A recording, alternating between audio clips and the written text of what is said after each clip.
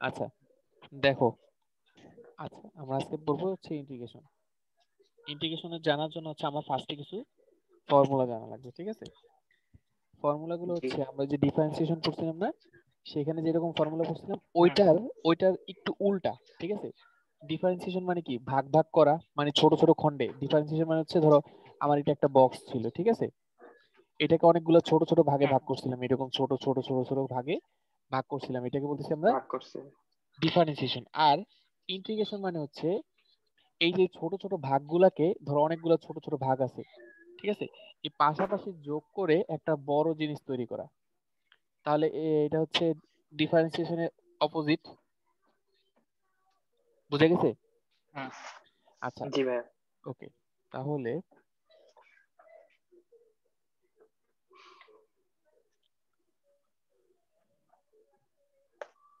আচ্ছা দেখো, তাহলে ইন্টিগ্রেশনের জন্য আমরা ইন্টিগ্রেশন হচ্ছে সামেশন সাইন, এই যে এই সাইনটা দিতে হয়, এটা হচ্ছে বলা হয় সামেশন সাইন, ঠিক আছে?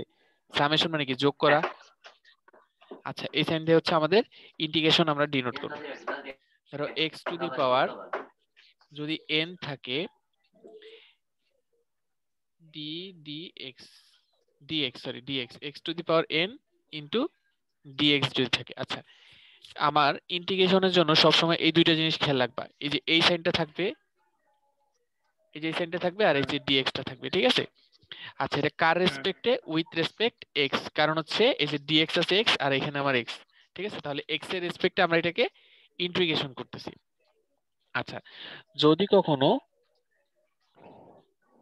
দেখো, যদি কখনো এরকম থাকে x to the power n d x, সেটার জন্য আমাদের ফর্মুলাটা হয় এরকম, x to the power n plus one divided by n plus one, ঠিক আছে?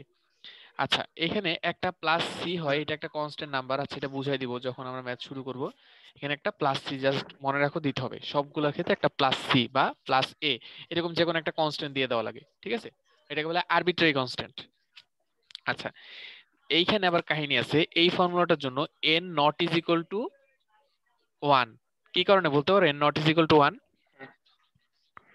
Sorry, n not is equal to minus one, one বলতেছি কেন, মাইনাস ওয়ান।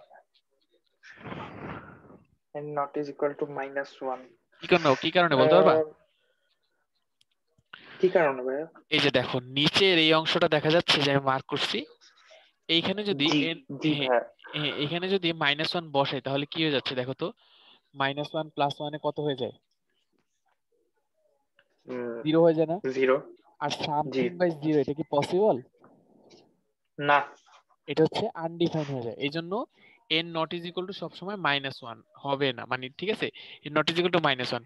এন এর ভ্যালু যদি কখনো মাইনাস ওয়ান হয়, মানে এইখানে যদি এরকম থাকে, ধরুন এরকম থাকে x to the power minus one d x, অথবা মাইনাস ওয়ান না লিখে আমি এইভাবে লিখতে পারি ওয়ান বাই এক্স ডিএক্স, ঠিক আছে?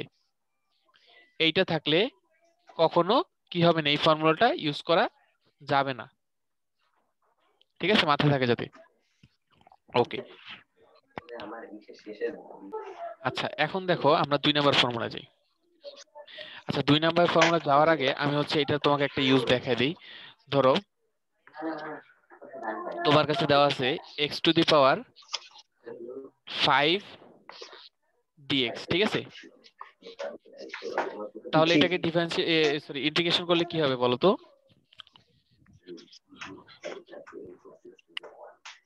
X to the power N কত, এখানে এন এর জায়গায় কত আছে বলো তো? এই যে এখানে যে জায়গায় উপরে এন ছিল, সেই জায়গায় আমার কত আছে? 5। তাহলে 5+1 হ্যাঁ, তাহলে ফাইভ প্লাস ওয়ান মানে কত, সিক্স, ডিভাইডেড বাই 6, আর নিচে 6 6। সিক্স প্লাস সি, ঠিক আছে? এটা গেল হচ্ছে আমার জি এক্সাম্পল। আচ্ছা, ধরো যদি এটা ফাইভ না থেকে এই এরকম থাকতো, মাইনাস ফাইভ থাকতো, x to the power minus five, তাহলে কি পসিবল ছিল বলো তো? ওই হিসাবে -4, আর হ্যাঁ, নিচে তো হচ্ছে -4। হ্যাঁ, তাহলে x to the power minus four, নিচে হইতো মাইনাস ফোর প্লাস -4। সি। আচ্ছা, এখন দেখো আমার 2 নম্বর ফর্মুলা যাই। এখন ধরো একটা কনস্ট্যান্ট আছে, মানে ধরো সি, যে কোনো একটা কনস্ট্যান্ট ধরতে পারি আমরা। A B C, A C না ধরে, সি যেহেতু আমরা ওইখানে ধরছি, আমরা সি না ধরে আমরা এ ধরি। মনে করি এখানে একটা কনস্ট্যান্ট এ এক্স ডিএক্স আছে, ঠিক আছে, মানে এ এক্স না এ ডিএক্স আছে। এটাকে ইন্টিগ্রেশন করলে কি হবে, যেহেতু এটা একটা কনস্ট্যান্ট নাম্বার এ, এই এটা হচ্ছে এর মতন থেকে যাবে, ঠিক আছে। জি। আর এই যে ডিএক্স এর জন্য হচ্ছে এক্স হবে, শুধুমাত্র এক্স। তাহলে যদি কখনো কোনো কনস্ট্যান্ট নাম্বার থাকে, সেটার সাথে শুধু একটা এক্স মাল্টিপ্লাই হবে ইন্টিগ্রেশন করলে, ঠিক আছে, প্লাস সি। আচ্ছা, এখন আমি যদি এটার একটা এক্সাম্পল দিয়ে দিই তোমাকে, তাহলে তোমার ক্লিয়ার হয়ে যাবে। ধরো এইটার জায়গায় এরকম আমি একটা এক্সাম্পল দিচ্ছি। ধরো 5 ডিএক্স আছে, ঠিক আছে, তোমার কাছে দেওয়া আছে 5 ডিএক্স, ঠিক আছে। এইটাকে ডিফারেন্সিয়েশন সরি ইন্টিগ্রেশন করলে কি হবে তাহলে বলো তো? ইন্টিগ্রেশন করলে হুম, 5x হবে না? 5x। কারণ এই যে দেখো এইটার সাথে কম্পেয়ার করো, এই এটা হচ্ছে এই যে 5, ঠিক আছে, আর এক্সটা তো হ্যাঁ এক্সই প্লাস হ্যাঁ সি, ঠিক আছে, এটা বসে যাবে। হ্যাঁ। ওকে, বুঝতে পারছো তো? হুম, এখন দেখো 3 নাম্বার ফর্মুলা, ঠিক আছে। এখন যদি ধরো তোমার কাছে আছে এরকম e to the power x dx, ঠিক আছে, তখন কি করবা বলো তো? ডিফারেন্সিয়েশনের সময় আমরা e to the power x কে ডিফারেন্সিয়েশন করার পর কি আসছিল বলো তো, মনে আছে? E to the power x. E to the power x চলে আসছিল, এই টু দি পাওয়ার এক্স চলে আসছে। ঠিক আছে। হ্যাঁ এই যে ই টু দি পাওয়ার এক্স এর জন্য কোনো চেঞ্জ হবে না, ই টু দি পাওয়ার এক্স থাকলে ই টু দি পাওয়ার এক্স থাকবে, ঠিক আছে। এখন ধরো আমি এইটার একটা স্পেশালাইজ ফর্মুলাটা দেখাই। ধরো e to the power m x dx আছে, মানে এম একটা কনস্ট্যান্ট নাম্বার, ঠিক আছে, তখন কি হবে বলো তো?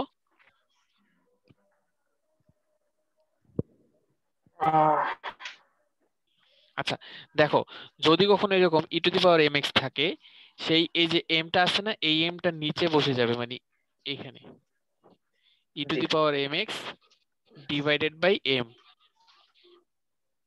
হুম ঠিক আছে, প্লাস সি, এটা মাথায় রাখবা। হুম। বুঝা গেছে? আচ্ছা, দেখো এরপরে আমরা যে পরের ফর্মুলায় 4 নাম্বারটায়, ঠিক আছে।